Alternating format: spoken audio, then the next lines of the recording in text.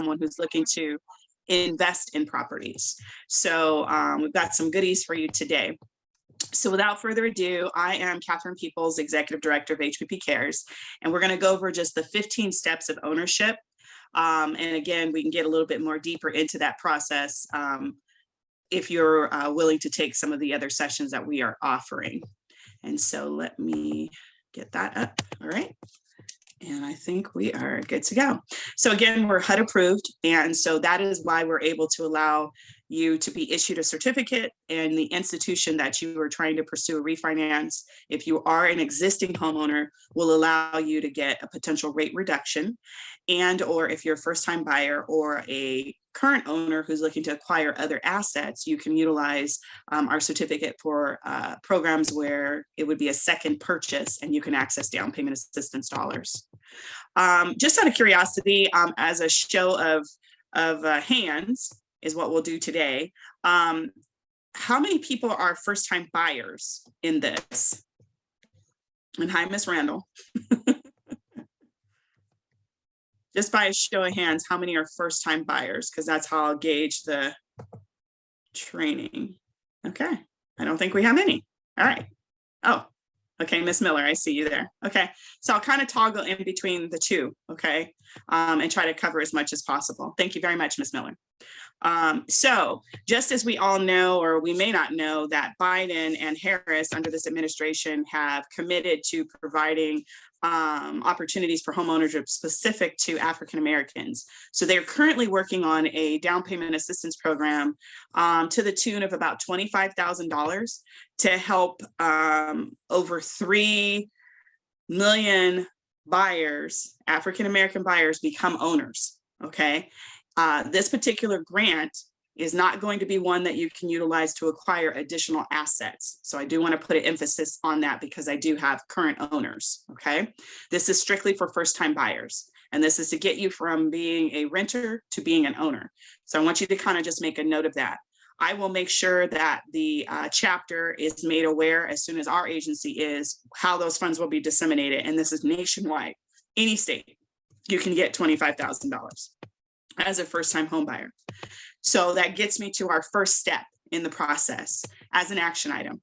You want to make sure that you attend a first-time home buyer educational workshop. Well, you say to yourself, I already own a home. Well, that's great and fabulous, but you may have purchased your home 6 months ago to maybe 10 years ago.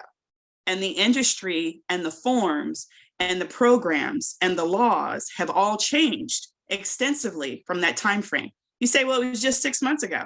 There's been changes that have been put into effect in down payment assistance programs for people like you to buy additional assets, okay? So it's important to get the education from an organization like myself. HPP Cares is HUD approved, so we do provide the education. It is an 8-hour session. We break it up quite a bit, and we give you opportunity to get that information. There are other organizations throughout Southern and Northern California, depending on where you're located. Upon completion of that education, you'll get that certificate. And the certificate is kind of your green light to say, hey, let me go and find those free dollars, those down payment assistance programs and or rate reductions if you're doing a refinance. And I suggest if you are doing a refinance that you also take the class, because there's things that you forgot possibly in your purchasing process that we need to refresh your memory on.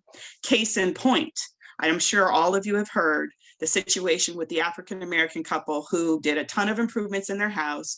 They had the appraiser come to their home. The appraiser undervalued their property by $250,000 or something just astronomically crazy. And then when they took all the photos down, they had their good friends who happened to be white sit in the property and have it done within a week's time frame. Come to that property and give an evaluation. It actually valued 10 times more than what it was initially. That is a fair housing discrimination case. And so these are things that we kind of want to bring you up to speed on so that if you are looking to do a refinance, you have that information and that knowledge of these particular scenarios. Another thing that you want to definitely do is take time to meet with a HUD counselor. Even if it's just for an hour of your time, 45 minutes. you want to take the time to meet with a HUD approved counselor. Okay. Now they're going to take you through various pieces. They may ask you what your debt and income happen to be, so we can do some debt to income ratios to see if you're going to even qualify. We'll probably ask to potentially take a look at your credit. We will probably not run your credit if you would prefer not. But bottom line is, it's looking to see if you are in fact mortgage ready. You say, well, I've already owned a property and I've been paying my mortgage on time. That's fabulous. And you want to buy another asset. But we've got to look to see if you could actually really even truly qualify for a second purchase if you're in that category, or your first purchase. And then if there's areas that are questionable, so like say, I don't know if I have any beauticians on the line, or if I have any individuals who are just small mom and pop businesses. You can share everything with us candidly. Treat us like we're your bigger brother and sister. We're going to look at your finances and say, look, girlfriend, you've been writing everything off on your taxes. And so it looks like you don't have any income. We will have that conversation up front with you to say, hey, moving forward, you're not ready right now because you've been writing everything off, and it shows that you have no income coming in, because that's how some people do their taxes. And you need to take a year to start managing your business appropriately. Okay. We'll also give you some tips and tricks on how to do that. Even for those who own properties and have small businesses, we will go over a thorough review of all of your mortgage readiness, regardless your position. And so that's the importance of meeting with a HUD approved housing counselor. You can go to HUD.gov and find a location. And as of late, they are going to have, so let's say you're in Los Angeles, you're going to put in Los Angeles or your zip code, and it's going to pop up the nearest HUD housing counselors, kind of like the real estate Department of Real Estate's website, or even potentially the mortgage licensing site, because all of us are licensed at this point. And so you want to work with a licensed, certified HUD housing counselor to get that unbiased information. Because at the end of the day, yes, I want to see everybody be a homeowner, but some people aren't in a position to be a homeowner. And trust me, if you're not in a position to be a homeowner and you acquire right now, trust me, you'll be back in my office within 3 months telling me what had happened was, and you're potentially losing the property. So we want to go in and get the foundation solid, whether we're trying to acquire a second asset or if we're trying to purchase our first asset. We want a solid foundation in this process. Credit, finances, everybody's at the table. And again, for all of these fabulous ladies on the table, if you have a significant other or a partner, I want them at the table too, because this isn't something that we can do by our own. I know we're super women, but if we're potentially married or we have domestic partners, we got to have them on the same accord. And I will tell you, if you've got a lack of communication in the household, even with your adult children, and that's fine, they're living with you, but if they're over 18, they need to be a part of this process and contribute. Because once we get you into ownership, this is a legacy that you're creating, and you want them to understand the step-by-step process, understand that resources are available like a HUD agency, so that as you build that legacy and put it in place, they know, okay, well, Katherine's organization or an organization like Katherine, a HUD agency, they're across the country, can help me if I'm deciding to potentially sell a property or if I need to refinance. Again, unbiased information. It's okay if you don't do what you say you're going to do when you hit the door, because you're not ready. So be very careful if you're working with an agent. Oh, I'm just going to find an agent. Or, oh, I'm driving down the street and I see this bomb house in Culver City. I'm going to stop there and talk to the agent and get in that house. That's not the best process to get it going. Utilize our resources. Many of our services are free. The education is free. The counseling session is free. The only charge we charge is if you ask for us to pull your credit, which could be $22, a nominal $22 to get the wealth of information that we know. And trust me, a lot of my staff are licensed agents. We have our licenses not hung anywhere. So I am not practicing real estate at all. But I felt it was necessary that my staff not only teach the class and learn it from how HUD wants us to provide the information, but also get the license so you know that side of it, either on loans as well as real estate. So that's what sets our organization apart. You're not just coming to us so we can talk your head off and then we get no movement. No, once we finish talking your head off, we're going to be like, okay, what are we doing? Let's take an assessment. Let's do an evaluation of where you are.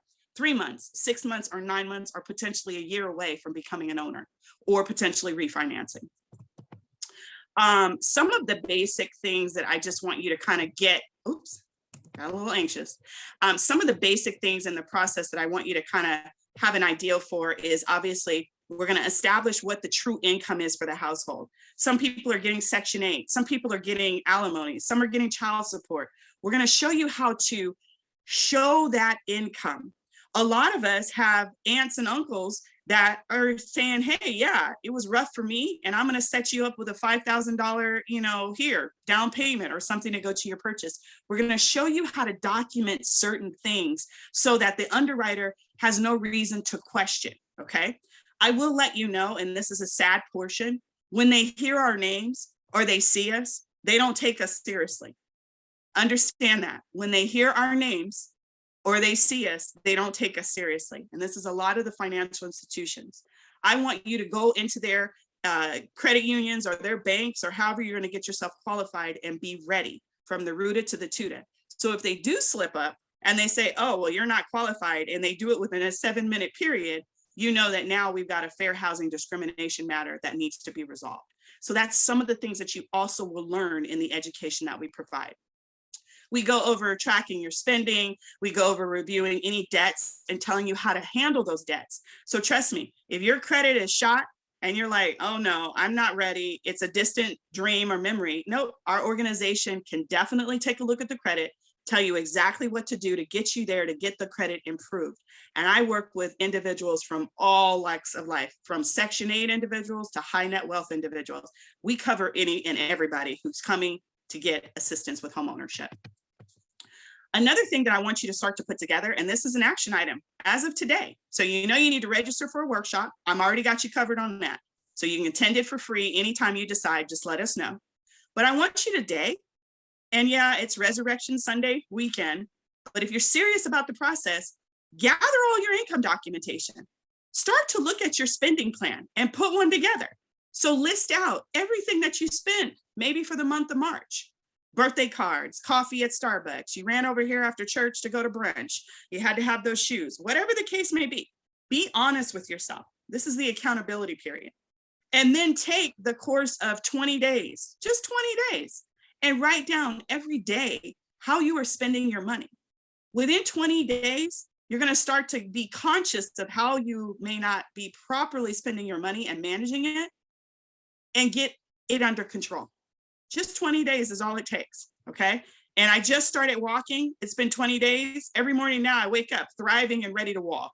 So try that 20-day period, or try that process, okay? And start to put your spending plans together. I alluded to the fact that some of us have adult children that are living in the home. I hope they're working, and if they're not, they need to be working so that they can add to your ability to qualify for properties. I'm not going to lie to you.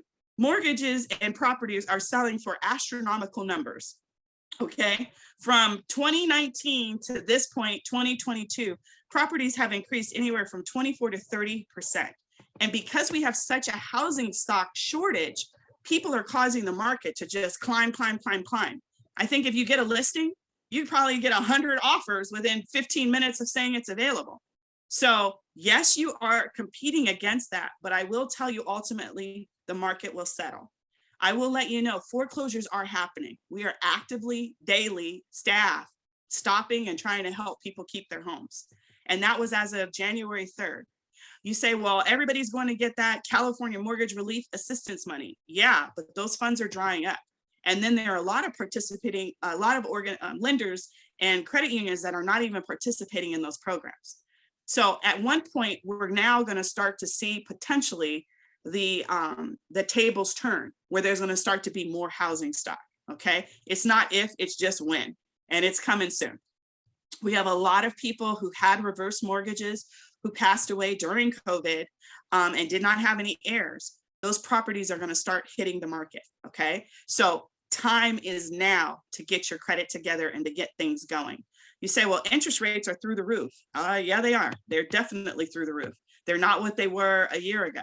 Okay, so you also want to be cognizant of that, because that plays a part into your qualifying. That's why this class is important. Understanding your budget, how you're managing your money is so important, because you're going to be looking at different measures on how they're going to qualify you. And if you have a ton of debt and we're already looking at a very high interest rate to get ourselves in, something's not going to match. So come get the free education so we can really look at it and get you mortgage ready. And again, we're not like any of the other counseling agencies who just talk in circles.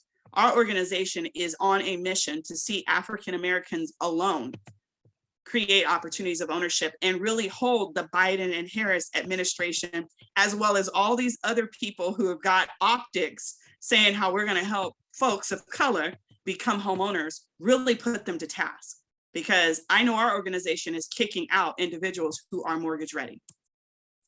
Calendaring system also works well, as I alluded to in Catherine, can I ask you a question? There was a question in the chat. Where can Yes. I get this form? Are we going to make these templates available to participants later? Yeah, okay. I'll send the forms to you as soon as we finish. Okay. Forms. Yes, the forms will be available, and then if you don't get it there, I send them out to in the home buyer workshop plus a ton more. So calendaring system, just get a calendar. Look at how you're managing your money. It will jump out to you how you're paying that unnecessary gym fee because you're not going to the gym, or why not take 5 extra minutes and get that coffee together in the morning instead of spending $40 by the end of the week. And you don't drink the whole cup of coffee. So maybe you need to cut down the size wise. So just FYI, these are just things that come out when you do the calendaring system and you look at your budget. This is a software program, pretty cool. You need a budget. It also helps that. And these are for our tech savvy participants today. If you want something more tech savvy, this is an example of it. Many institutions are now incorporating with it. I'll throw out Wells Fargo, not that I'm so impressed with Wells Fargo, but Wells Fargo has an algorithm within their system so that if you are paying a gym membership, let's say, it'll reflect and it'll say, hey, Catherine, I'm noticing every month these recurring charges keep coming out. Are these charges that really make sense? And they help you kind of look at your budget in that form as well. So these are just other ways. Another free tool is powerpay.org, which is another budgeting tool as well. With regards to what are my options to improve my credit, I'll just be frankly honest with you. If you're interested in improving your credit, it starts today. If you've got bills due today, make the payment. That's it in a nutshell. And if you can't afford the payments, you start today by calling all those institutions and saying, hey, is there any way that I can get my payment reduced? It's not going to harm your credit. You're basically doing what a debt management company would do for free, okay? We've got to start to be good stewards of our own finances ourselves, okay? And we need to reach out to organizations like HPP Cares so we can give you the script, the letter, the certified letter you send, or whatever the case may be, to help you fix your credit. It's very easy to fix it, okay? You just have to figure out a plan on how to fix it, okay? So contact your creditors and see if you can negotiate a lower payment. And basically what you say is, hey, COVID, it impacted me, okay? Which it has. And don't be ashamed to say it. I have so many people of color that just say, oh, I'm a little nervous to tell them that COVID impacted. Why? You're losing out on opportunities. So if you're asking for assistance, always remember to blame it on COVID, okay? That's the game plan, okay? COVID did it. Can you help me? And I can guarantee you, you will get positive results working with your creditors. I've seen very receptive customer service departments assisting people, okay? And not causing a detriment to the credit. And then you just want to get stuff repaid. It's getting ready to be tax season. We're all getting ready to get a little extra change. If you start this process now, you can plan for what money's coming forward. And yeah, maybe set aside something to go treat yourself, but don't spend it all on a treat for yourself. If you're truly looking to buy a house or you're truly looking to refinance, and yes, these are for my refinance people, I want you to look at your financial house, okay? Very important. Credit history, again, be careful opening numerous credit cards. I have people saying, well, my credit's not going up. I want to open up more and more accounts. No, that may not be the case. Let us take a look. The number of credit cards you need to be an actual qualified buyer would be anywhere from 2 to 3 credit lines, 2 credit cards from major credit institutions, and potentially a car note. That's it. And I want to emphasize credit cards from major institutions, not from, Forever 21 or, wherever people are shopping, Ashley's or whatever the deal is. You want actual credit card companies like Capital One, Chase Credit, Discover. I'm just kind of throwing out some of the major ones, okay? And that's for you to be looked at seriously. Now, let's say you're a person who doesn't have any credit and you're like, hey, I don't even know where to start. You definitely want to start with our organization. We will give you tips and tricks to get you there. And then for my refinance people, you really want to look at how you are managing your credit cards. I had a client, you know, her husband passed away. They've been clients forever. I did a loan modification for them. Husband passed away.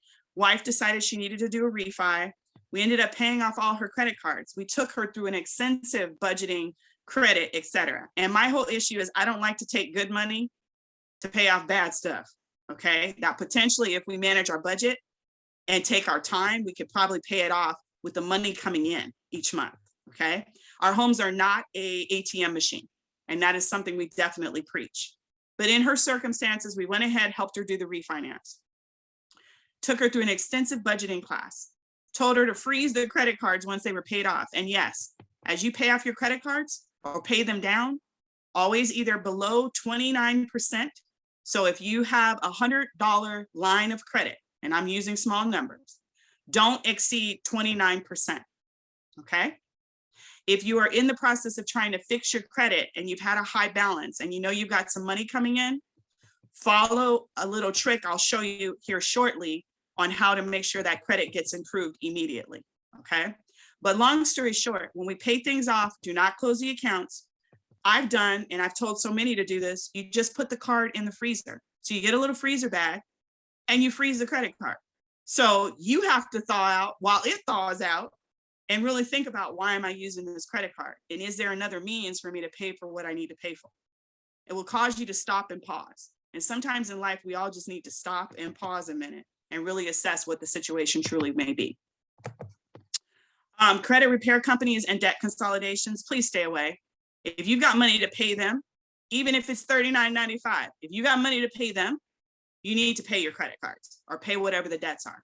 And our organization can do just that. Put the budgeting plan together as well as help you look at the credit. We have goodwill letters that we help you.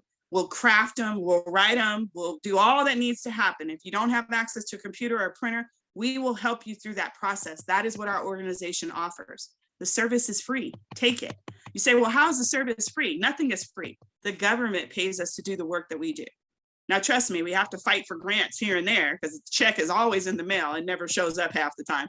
But neither here nor there. We figure out how we take care of our staff, utilize the services and resources. We are just as, if not better, than any type of debt management or credit repair institution, because I go and visit all their organizations secretly and listen to what they're offering, and they're not offering anything. Two quick things. Be careful if you apply yourself to someone else's credit. I've had existing homeowners do this. I've had first-time homebuyers do this. Do not have yourself added to anyone's credit card to have your credit score boost. There are some things that are happening with the credit bureaus that they're not going to be as impactful as it used to be. So you want to be careful and watch that sort of thing. The second thing I want to hit on is, remember how I said if you've got a high balance credit card, you want to pay it off and you want to see your credit improve. Okay, so we're looking at someone's Chase account. And so the key is we are going to pay attention to the payment date. So your payment is due on the 23rd in this example. Okay, so the 23rd is when you need to make your payment. If you're trying to improve your credit extensively because you've had a high balance and you've got the taxes and you're going to go ahead and pay this off and set it up to see how it does and how your credit improves, let's say the month of March, okay? You're going to pay off the entire balance on the 23rd of this month based off of this example. Then you are going to leave the credit paid as a 0, okay? And these are my people who are carrying high balances, okay? And then over the course of the 23rd through the 27th, you are not going to utilize that credit card for a 4-day period. And you say, well, why not, Catherine? Because your statement date and your closing date are the dates in which the creditor who you owe reports it to the 3 institutions. You say, well, why does it have to be 4 days? That window is the 4-day period that they have to report that information, okay? So if you wanna see some leaps and bounds in your credit, you start to do that game. Now, let's say you don't have a full $1,200. See if you can bring it below 30% of what the actual line of credit is, and you will see the change in your credit immediately. Trust me, that's how I improve my credit, okay? And then let's not play games. If you know you spent the money, get the credit together. We're all women of God, and we got to start to be good stewards with our finances, okay? Catherine, there are 2 questions in the chat. Isn't 29% a high utilization? And then a request for the dates and when not to spend again. Okay, so 29% is the actual target number that the bureaus really want to see and the banks want to see. Because look, you're trying to get mortgage ready. Now, understand, if you're trying to buy a car, that's a different dynamic. They're looking at a different utilization, okay? The key is to try to always keep it below 29%. You say, well, should it always remain at 0? No. Try to at least have something there, okay? But if not, leave it as 0, okay? And I can get into more depth as to what creditors to do what, because we've created our own little, do this with Chase, do this with Capital One, because we've seen the cause and the effect, okay? So I can give you a little bit more detail if we meet with you and we can go over that. With regards to the not utilizing and then reutilizing, in this scenario, the closing date, so the day after the closing date is when you can commence utilizing the credit card, okay? And again, I'm giving you nuggets, but we also need to look at your particular scenario to really craft the action plan so you can achieve these executable goals, okay? All right. And not trying to skirt the answer, just know that every little zebra has different stripes, okay? Annual credit report. If you are looking to get your credit report, due to COVID, individuals are able to access all 3 credit bureaus from the annual credit report system daily. So if you're somebody who wants to run your credit report every day, not a problem. It is not, and I emphasize, not going to impact your credit score. I will tell you, and I'm going to say something because I'm very candid. A lot of white people were impacted by COVID. So a lot of the measures that they put in place have really been to assist them. Case in point, what was our stimulus money? It was called stimulus money. We got stimulus checks. We all know what that was. That was cash aid, okay? But they knew it wouldn't have been received if it was called cash aid. So they had to come up with a new term, stimulus, okay? Got to start reading between the lines, okay? So they've given this measure, protective measure, for a certain group of folks so they can go in, because trust me, this group of folks, they go in every day, okay? And look at their reports with Karen attitudes, okay? Everybody's catching my drift. I haven't lost my mind yet. It's going fast though. So we can do that. We have until the end of this month, okay, to be able to run our credit reports from this system, okay? And this is what it looks like. So be careful when you're getting that link, that you're going to the right link. So be sure and take a snapshot, or I'm sure you'll get the recording of this session a little later today. Now, this great tool is a tool that allows you to put in your reason code for what is appearing on your credit. All right, and then we have a more sophisticated system at our agency that Experian, TransUnion, and Equifax have given us to then do the same thing, but ours takes it up a notch. And it's going to give you some answers to some questions. Not all of it, because remember, they don't want to give the public too much information, but just enough to, kind of get you thinking about a few things, okay? But this is also another great resource. This is the exact phone numbers and websites you need to go to look at your credit directly from these repositories. There is not a 4th repository, okay? People ask, I've heard there's like 6 of them. No, what you're getting confused is there are different repositories for different things. So yes, is check systems, if you're on it, a different scoring mechanism? Yes. Is your credit report, credit bureaus, different mechanism? Yes. And the list goes on and on. There's almost 100 systems where you are getting rated, okay? And I can provide that information. I did it in my previous class, but or the credit class, I'll provide that information as well. But this is the exact phone numbers. Now you say, well, I'm going to dispute my issues directly with these people. I would prefer you not to make any phone calls trying to do any type of disputes. All disputes regarding credit matters need to be sent formally in a letter. We can help you craft that and certified, okay?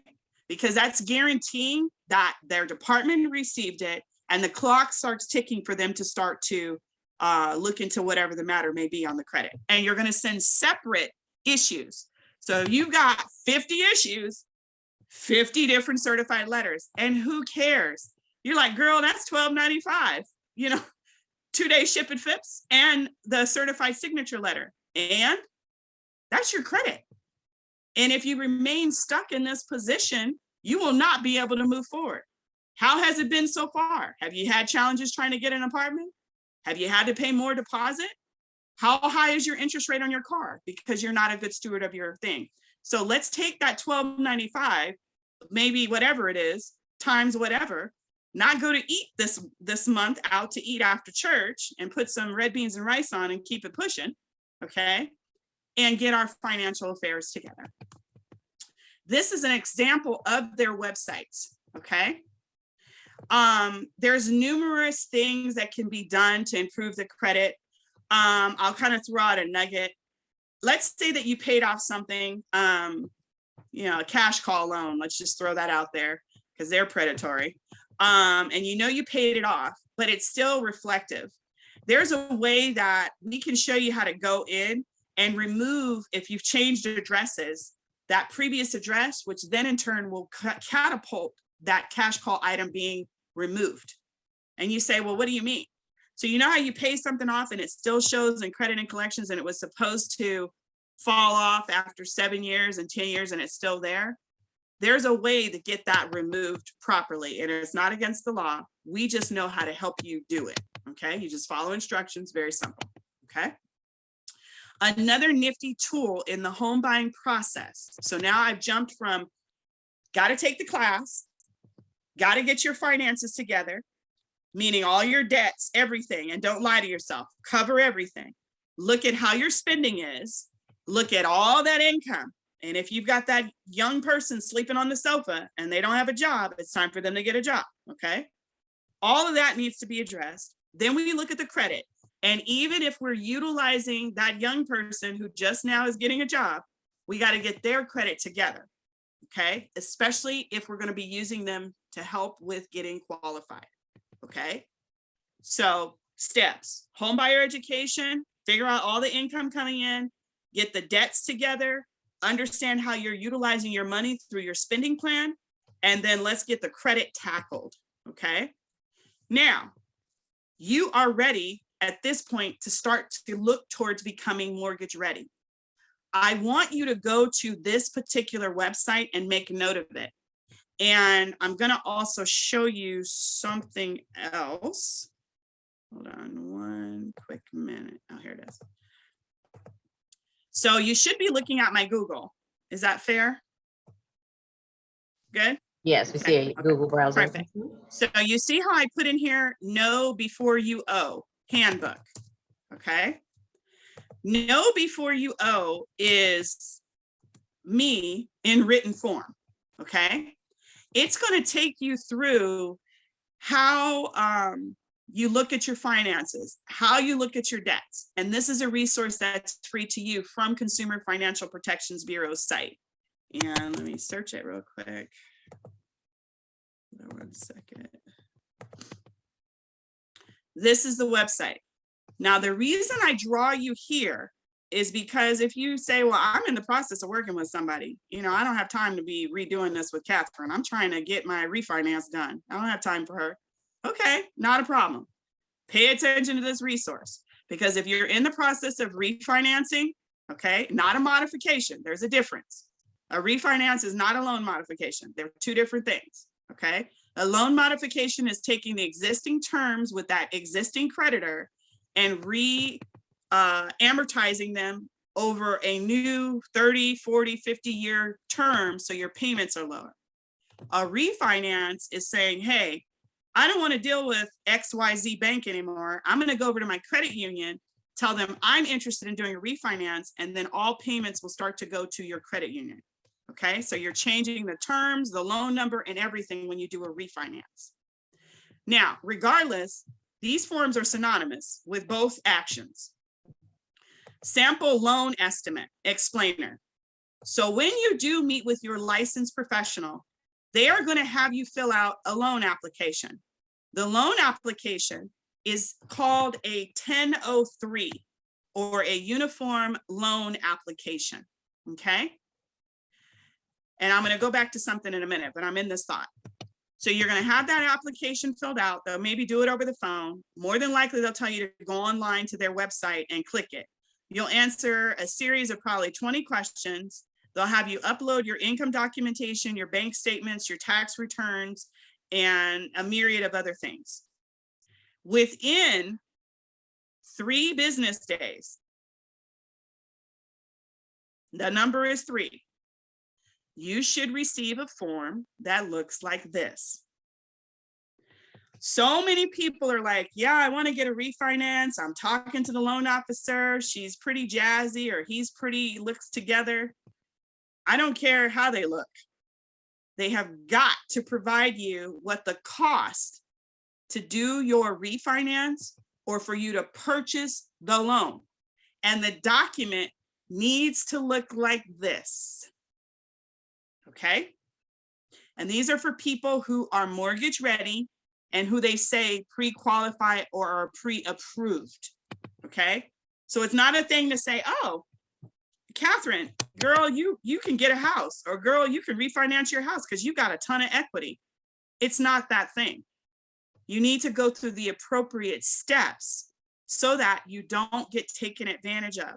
And all loan professionals, I don't care if they work for the credit union, the bank, and their mortgage brokers, they have a due diligence to provide this loan estimate.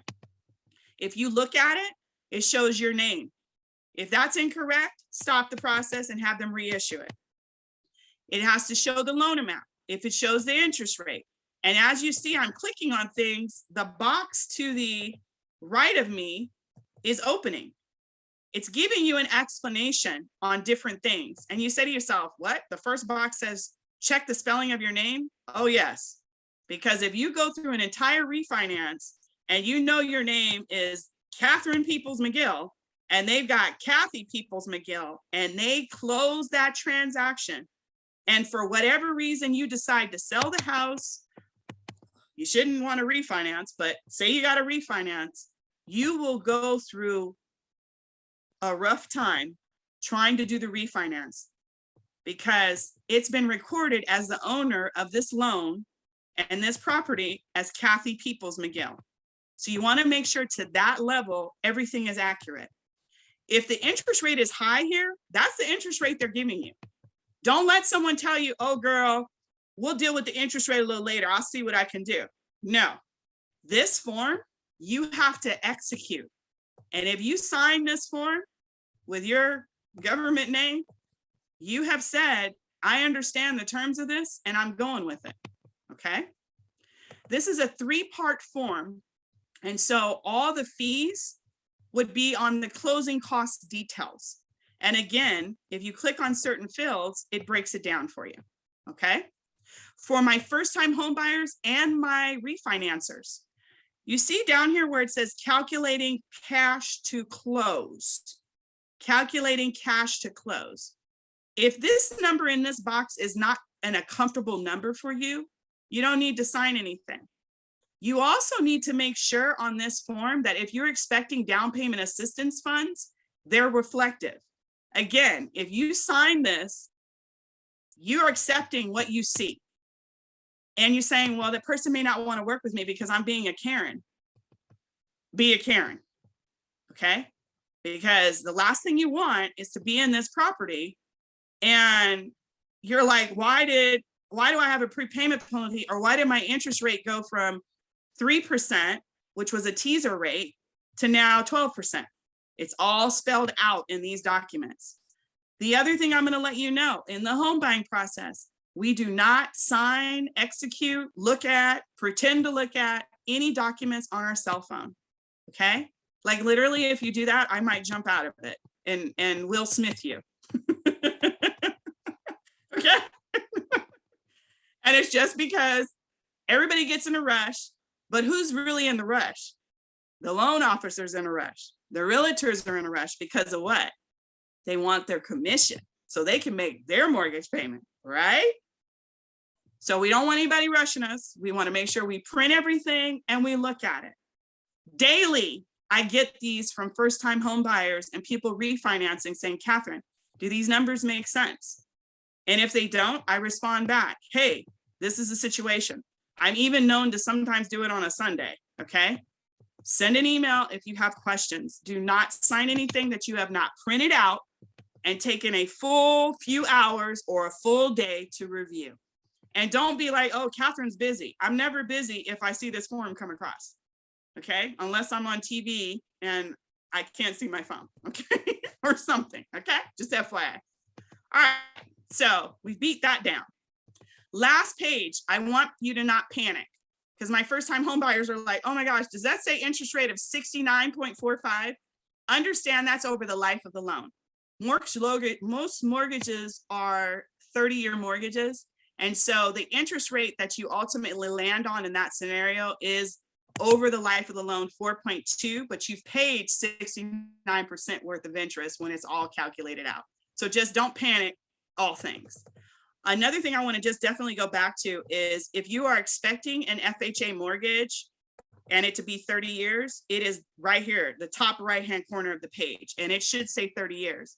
I don't want you sending me paperwork that says 15 years plus a balloon and all this because I'm a refinance and all this and no. We definitely always want to try to go for a 30-year fix as best we can, and we go from there, okay? All right, back to the presentation.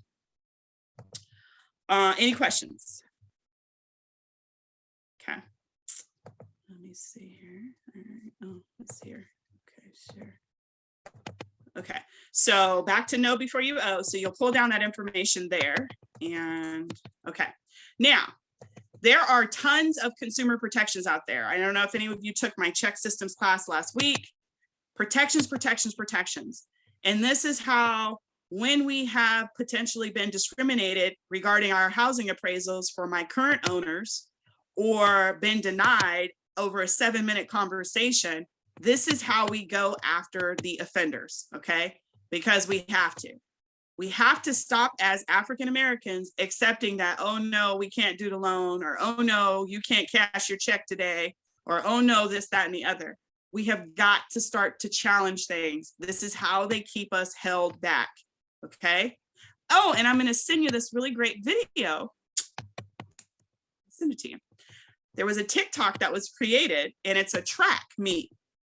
And it shows, you know, 2 African Americans, a male and a female, and then all the other races. And everybody's running along. And it shows how certain races get an inheritance and certain races get this. And then we keep hearing no, and we're slowed down in the process. It's a fabulous example of what exactly is happening. And they took her down several times. She's still up right now, but they took her down. So I called her and told her, send me your thing. So I have it. So I'm going to send that to you. But understand these measures are here and nobody's going to get in trouble. You've got to call these people out. So last night, I probably got the young man fired at Walmart, okay? Because I'm calling people out. I'm holding people accountable. So I'm in Walmart in Buena Park. My kids are at Knott's. I'm delirious because it's almost 11 o'clock and I can't even think right now. So I go in to get my niece something for Easter.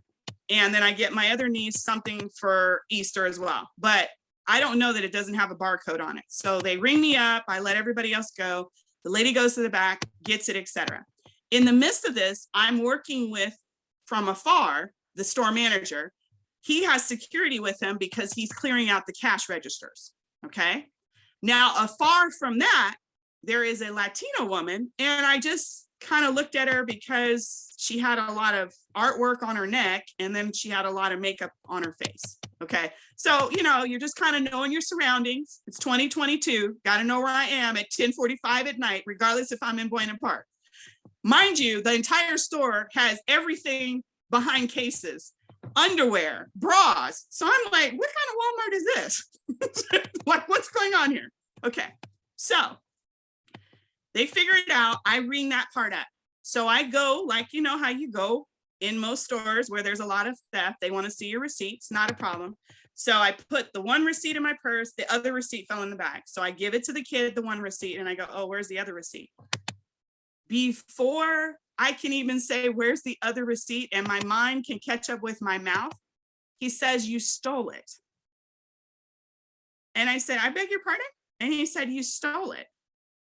Everybody here steals. Okay. First of all, I'm not everybody and we don't steal. Okay. So he's like, well, that's the way it is. And I say that to everybody. So I go out the store and the little security guard is there. And I'm like, okay, you need to talk to that young man. So then I thought about it when I got to the parking lot and I said, you know what, I'm going to go return everything back to the store and I'm going to talk to the manager. Not all crazy and out of control. Go back into the store, tell them exactly what happened, not protocol. They take him off the floor and literally he's either probably going to get written up, et cetera, et cetera.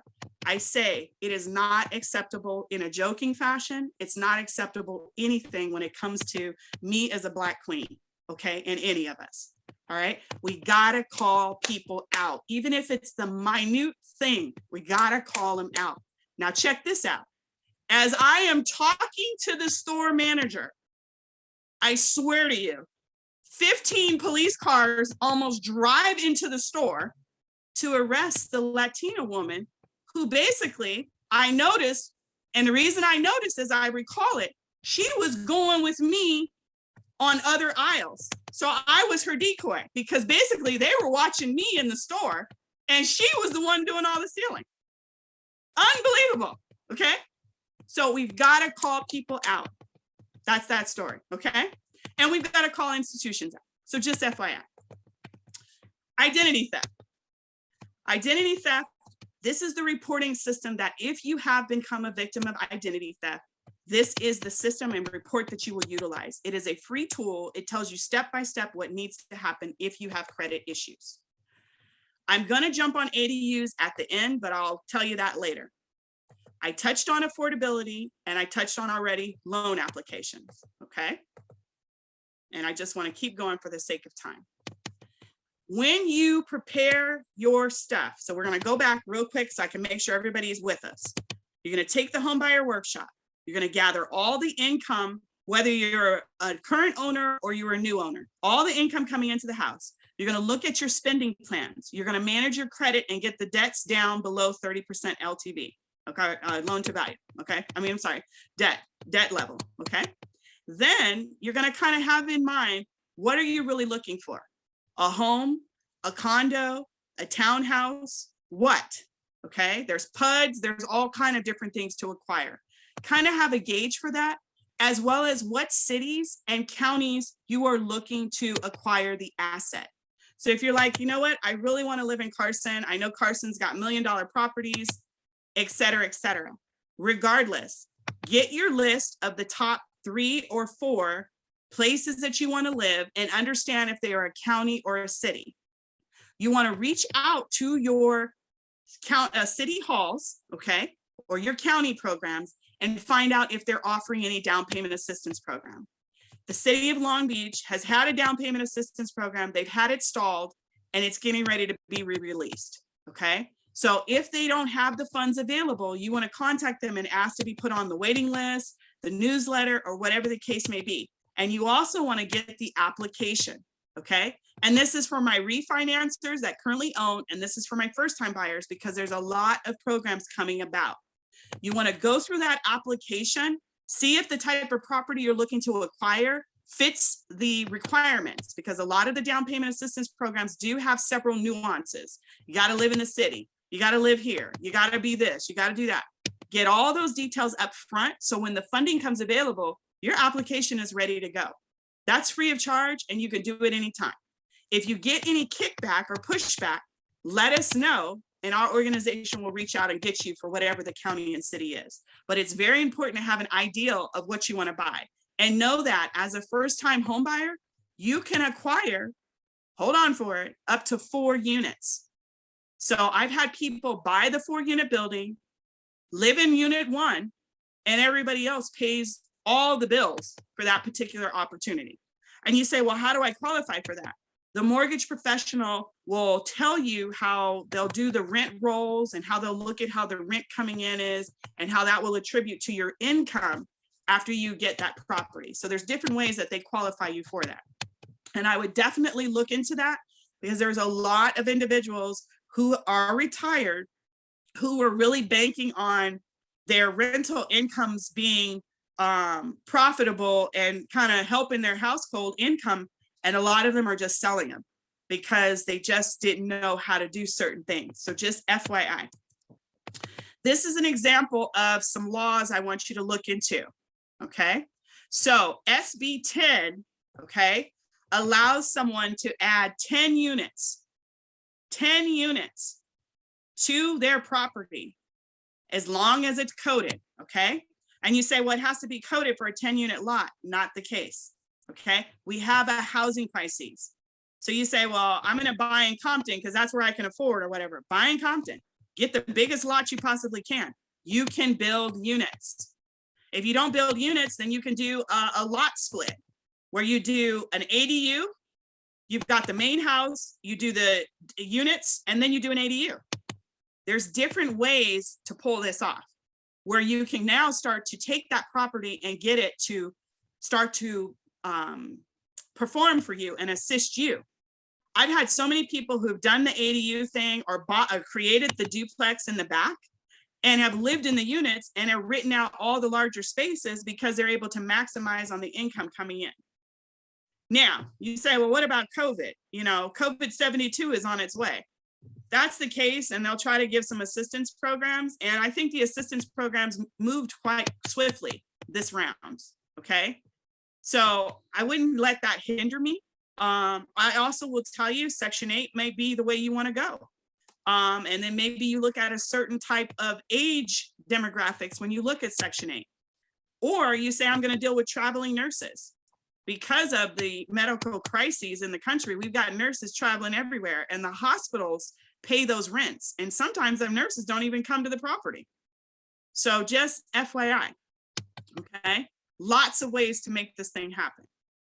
When you are selecting your agent, I want you to do a thorough job. And I'll take it all the way back to when you're selecting your loan officer. You've got to review these people. Just because they say they're a realtor or they're a mortgage professional, they shouldn't be doing hair and doing loans. You need to find someone that this is their profession. This is everything they do. They're not the plumber and got a tax man and I'm this and that. No, actual licensed individuals. And within our course, if you decide to take it, we show you how to check those licenses for violations, both for loan professionals as well as real estate agents. And I suggest you thoroughly do that. So just because I told you initially, you know, hey, get all your paperwork together and meet with a loan officer. Prior to that, you got to do some shopping.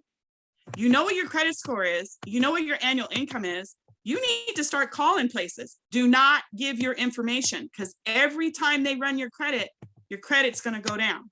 You're going to do your shopping by having conversations with the real estate agent and with the mortgage professional before you actually provide them the documents. They need you because they need to do loans, okay?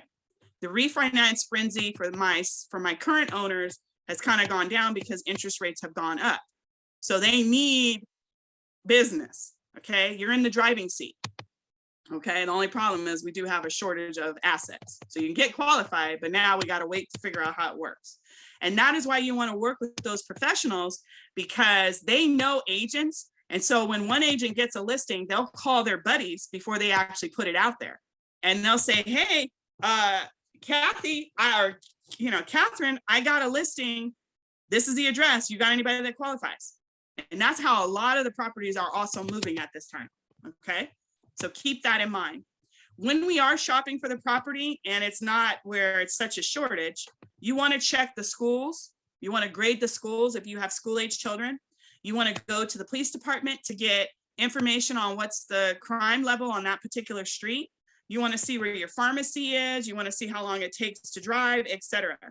For my people who are living and working in LA and trying to drive to Lancaster, I would hold off. Just hold off. Get yourself in a position, because it's several hours to get to Lancaster, not to mention lots of gas unless you have a hybrid or an electric car. So just kind of be patient, but at least get yourself in a position so you're ready to execute when it's time. Be very careful. So all those foreclosures that are happening, I'm watching investor after investor pick up these assets, okay? And these individuals are doing all kind of random things. They're doing lease to option programs. They're doing I sell foreclosures. Do not buy any type of foreclosure list. If you want the foreclosure list, I'll send it to you for free, okay? So just be very careful of that. Offer. When you submit your offer, you always want to make sure that the amount is good and you have the proper close for escrow date. I've had people who the real estate agent made a mistake and put 10 days when they were trying to qualify for the loan. The seller could cancel the transaction and actually go after you for funds. So just because I say I'm a realtor and I'm wearing glasses and I look all professional and I can get it done because I drive a Beamer or whatever your jam is, you got to check stuff out and reread. Because a lot of these agents just got their license because they saw it was a quick way to start making money, and they do things just too quick, or they're just overwhelmed and it's just a clerical error, but it will cause you to lose, okay? The other thing that you want to make sure that your purchase has contingencies, protective contingencies, so that if the buyer could possibly pay for things, you can get it. In this market, the seller could pay for things. In this market, sellers aren't paying for anything because we have such a housing shortage. But as we begin to get more assets out there and the foreclosures really start to hit, then in turn, you might be able to start asking the sellers for certain things, okay? But right now, not the case. Appraisal days, you always want to make sure that you're contingent with that. And I'm going to send you the updated purchase agreement because it's been updated. This was a little bit dated, but the content is pretty much still the same. And then the same thing with your loan terms, and the list goes on and on. There's several contingencies. Now, one thing I do want you to make sure of when you do go into these properties and you're like, oh, I really want that one, and they have like, you know, they have a chandelier that's hanging from the ceiling. You want to make sure you ask for all of that within your agreement, your purchase agreement, so that if those items move, the seller does have to send you back credit or give you a check, okay? And it's been known that you saw it, the seller said, I'm selling everything in here, and then all of a sudden the washer and dryer or the dishwasher or the refrigerator move. You want to make sure that that's included, because if those items disappear, you just got washer, dryer, chandelier, garage door opener, the list goes on and on, okay? I'm not going to talk about that because it's just too much.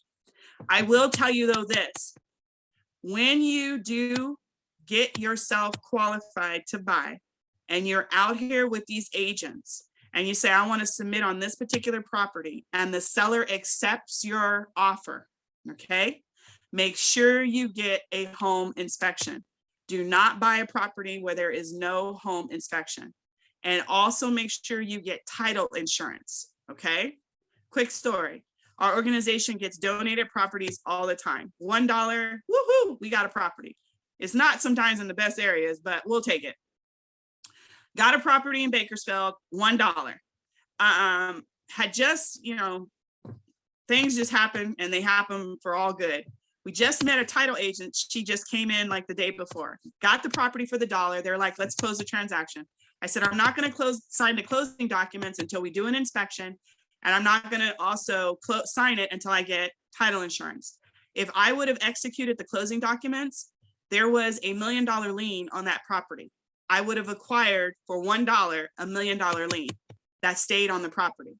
So you want to make sure that you get title insurance. So as the previous owner, whether they get foreclosed on, or if the bank owns it, or whoever owns the property takes it, you want to get title insurance, okay?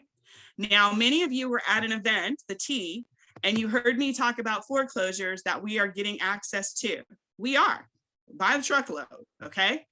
The issue with those transactions is you have to have the full cash amount and you're going to buy those properties as is. So if our organization doesn't acquire those properties, which we're trying to get all that figured out right now so we can acquire it, make sure you do get title insurance and stuff like that. But if you have money and you're interested in doing it, it is buyer beware, but you can pick up properties at crazy prices in great areas, okay? But it is no title insurance, no escrow, no nothing. You write the check to the trustee, they say it's awarded, you got the property, but you're taking it as is, and you're also gonna have to evict, which it's okay if you have to evict the people because there's no COVID protections, because they're in breach of contract, because they didn't make their mortgage payment and they went to foreclosure, okay? So that's a mouthful. You can learn more in the workshop. A couple other things. I talked about the appraisals. I think I kind of beat that down enough. I don't see much of the discrimination on the appraisals when you're buying. I only see it when you're refinancing. So just make sure of that, okay? You'll check your purchase prices. You'll just check the jargon. You'll look at everything and don't be intimidated. Sit down and look and read the stuff. You need to know everything about the property before you obtain it. Make sure you get homeowners insurance. My refiers, my property owners, they'll tell you, if you don't keep that insurance payment up and it's not included in your payment, you get forced placed insurance. If you don't keep up with your property taxes, they do the same thing as well. Because there is a way back in the day that you could have bought a property and all you had to do was pay the principal and interest. It didn't include your property taxes and your insurance. Now, with every type of loan that's done, it must require principal, interest, taxes, and insurance. So you want to make sure you stay up on those insurance payments and make sure you have enough insurance. How many of my homeowners have had a fire and they could only, quote unquote, pay $67 a month in homeowners insurance? And then because of how the fire destroyed the home, they only have $50,000 to rebuild the entire house. It's happened too many times. So make sure the insurance meets what you're trying to do and just go get an evaluation. Those agents love to come out and do an eval. A couple other things. We live in California. Make sure you have a conversation regarding earthquake insurance. If we have a major earthquake and you don't have some level of insurance, there's a potential that you could have to continue to pay your mortgage payment. Yes, continue to pay your mortgage payment and then figure out where you're going to live because your property is deemed uninhabitable. Okay, so that's that part. Final thing through this is you've got to look at your conditions. The lender may ask you to send a new bank statement. When you are in the process, this is the biggest complaint. Do not go to the dentist office. Do not go buy furniture. Don't even go past the store because your eyes seeing it will make it appear on your credit report and it'll throw the whole deal, okay? As you went and met with the loan professional is how you have to remain. And I said, don't go to the dentist office because the dentist will run your credit and potentially lower your score. And a condition to close may be to make sure your credit score didn't change. And you might be right at the cusp of being approved by the skin of your brows. And literally because you went to the dentist and they ran your credit, you lost your opportunity. And this market, you've lost it, okay? Loan signing is a full day. Loan signing is a full day. They are giving the documents the days before, but you want to be there and you want to make sure that that loan professional is there. Do not have the documents come to your home and the notary's there and she's saying sign, sign, sign, sign, sign, because she's got to go to 15 different notaries. Oh, no. And don't let it be where, oh, well, you know, Miss Sheila, I'm going to be out at an event or I'm going to be in my office. I've got a lot of appointments. You can just sign it. That's just letting you know they're going to be on the golf course because they quote unquote have closed the loan and they're not answering any questions. The loan professional who does the loan for you must be at the loan signing so they can answer the questions. And if the paperwork is wrong, the spelling is wrong, the interest rate is wrong, you stop the process. Do not execute anything. Lastly, the final walkthrough, as I alluded to earlier, you want to make sure that when you put in your offer, if you said I wanted those dishwashers, and then you come to this final walkthrough and those dishwashers, which you had in the contract, aren't there, this is where you can start to ask for credits. You've closed the loan, you're a successful homeowner, you're ready to get into the house. Day one, before you spend the night in the home, make sure you change the locks. Day one, in the home, we change the locks and we change the garage door thing, okay? And then we go to the home, especially for my women who aren't married, okay? We also do a re-review on our insurance. So we make sure that that agent that was excited to get us insurance, we have a re-review where they come and sit down and they walk the property, and you make sure you have enough insurance on the property for whatever may happen. If there's any foliage on the property with regards to it hanging, the trees hanging on the roof, we want to make sure we get those items trimmed back because that can create termites. Maintain your insurance all the time and make sure you establish a trust or some type of legacy program or something in place so that if anything happens to you, you definitely can leave a legacy for your family. And lastly, look into ADUs. It's a way to maximize your property to a full level and get your mortgage payment while you live in the garage, possibly. That's fully nice and furnished. And you have that mortgage payment and you're creating wealth for your family and your relatives. Two other things I do want to hit on. FHA mortgages. If you do find a house that's the ugliest house on the block, so remember the situation where I said you could get the foreclosure? FHA 203K, once you acquire that property, you could refinance it into your name as a first-time buyer, and you can build in the construction cost. So FHA 203K is a fabulous way.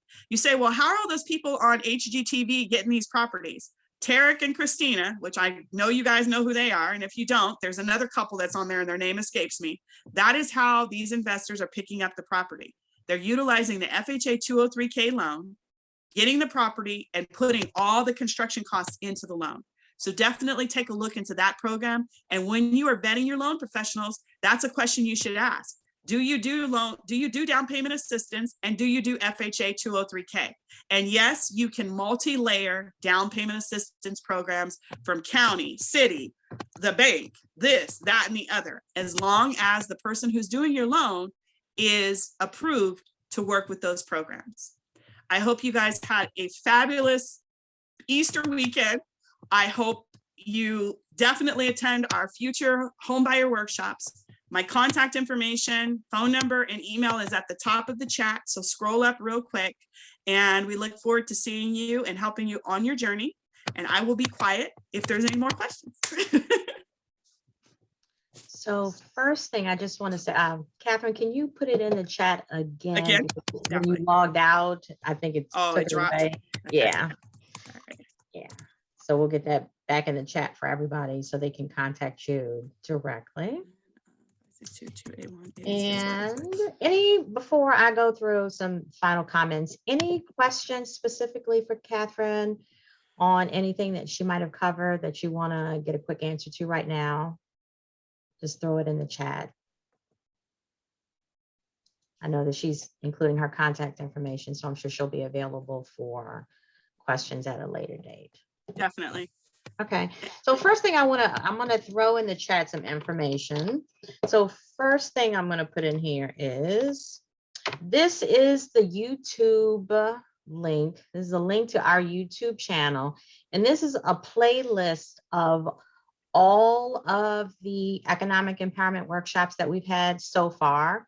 And then after we finish today, I'll be adding this video to the playlist. So I know that some people have requested the recordings. Previously, I think we sent one out by email, but this has all of the workshops all together for convenience and for your review.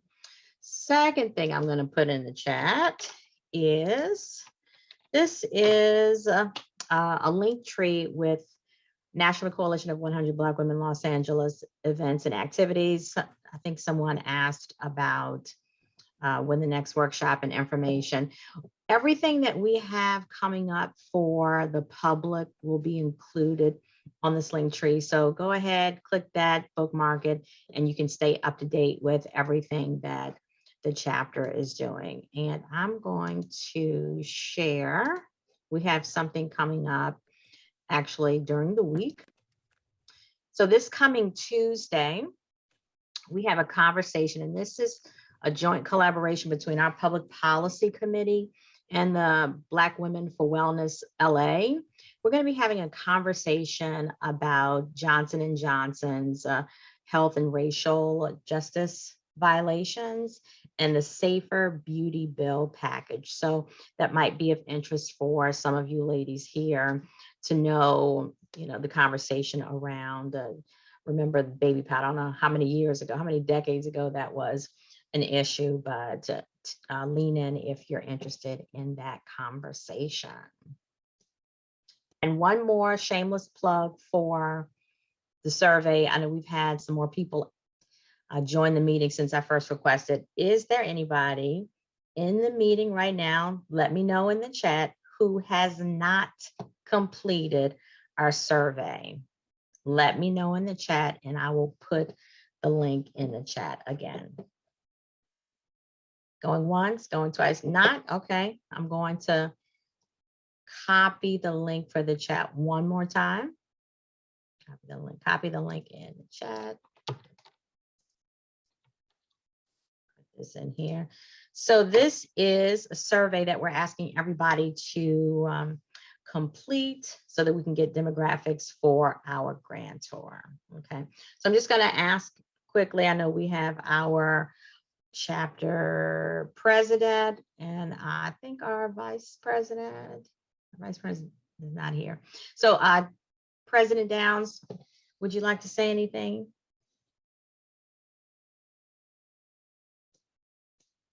I know I'm always putting the president on the spot and she has to try and find her unmute button. All right. So that's a no. All right, ladies. So if there are no other questions, I'm going to leave you with our final information sheet so that you'll know how to stay in contact with us.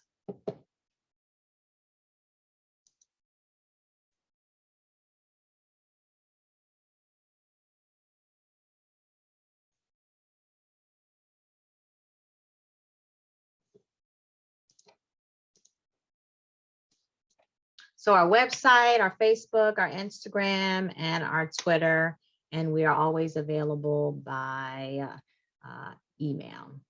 So check us out. All right, ladies. So our next workshop will be next Saturday. And our presenter is actually in the room today, Vasinia Adesanya.